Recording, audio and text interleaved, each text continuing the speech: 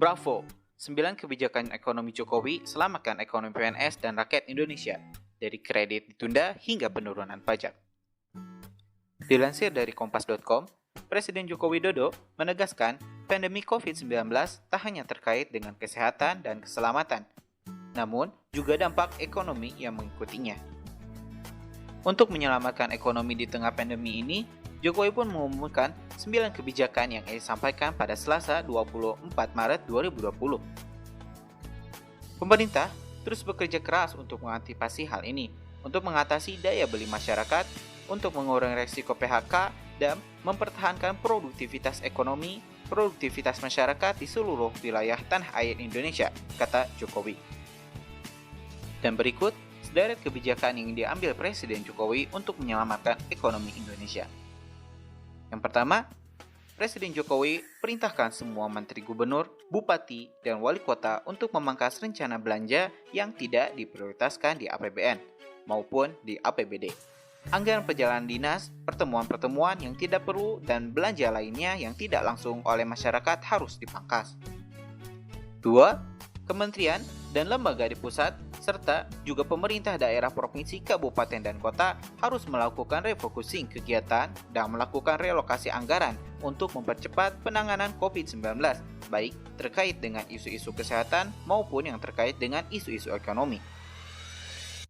3. Jokowi minta kementerian, lembaga, dan juga pemerintah provinsi, kabupaten, dan kota agar selain menangani isu kesehatan masyarakat, juga harus menjamin ketersediaan bahan pokok dan mempertahankan daya beli masyarakat, utama masyarakat lapisan bawah, para buruh, pekerja harian, petani, nelayan, dan pelaku UMKM. 4. Jokowi perintahkan agar program padat karya tunai harus diperbanyak dengan tetap mengikuti protokol kesehatan untuk pencegahan penularan COVID-19, seperti dalam bekerja harus menjaga jarak. Program padat karya tunai di beberapa kementerian seperti Kementerian PUPR, Kementerian Perhubungan, Kementerian Pertanian, Kementerian KKP harus segera dieksekusi. Dana desa dan program-program pemerintah daerah provinsi, kabupaten, serta kota juga harus mengutamakan cara-cara padat karya. 5. Pemerintah berikan tambahan manfaat terhadap pemegang kartu sembako sebesar Rp50.000 per keluarga, menjadi Rp200.000 selama 6 bulan. Anggaran yang dialokasikan sebesar Rp4,56 triliun. 6. Pemerintah percepat implementasi Kartu Prakerja. Tujuannya untuk mengantisipasi para pekerja yang terkena PHK, para pekerja harian yang kehilangan penghasilan, para pengusaha mikro yang kehilangan pasar dan omset agar dapat meningkatkan kompetensi dan kualitas SDM-nya. Alokasi anggaran yang disediakan di dalam Kartu Prakerja saat ini adalah 10 triliun. Yang ketujuh, pemerintah akan menangani pembayaran PPh Pasal 21 yang selama ini dibayarkan sendiri para pekerja. Hal ini dalam rangka memberikan tambahan penghasilan kepada pekerja industri pengolahan dan alokasi yang diberikan adalah sebesar 8,6 triliun. Nomor 8, OJK memberikan relaksasi kredit UMKM untuk nilai kredit di bawah 10 miliar dengan tujuan usaha. Nasabah akan dibebaskan pembayaran cicilan dan bunga selama 1 tahun. Selain itu, bank maupun perusahaan pembiayaan dilarang menagih angsuran kredit kendaraan, ojek online, dan supir taksi selama 1 tahun.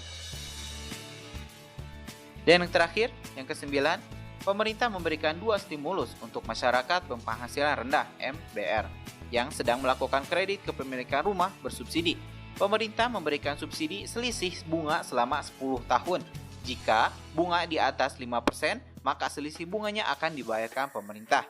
Pemerintah juga memberikan subsidi bantuan uang muka bagi yang mengambil kredit rumah bersubsidi. Anggaran yang disiapkan hingga 1,5 triliun rupiah.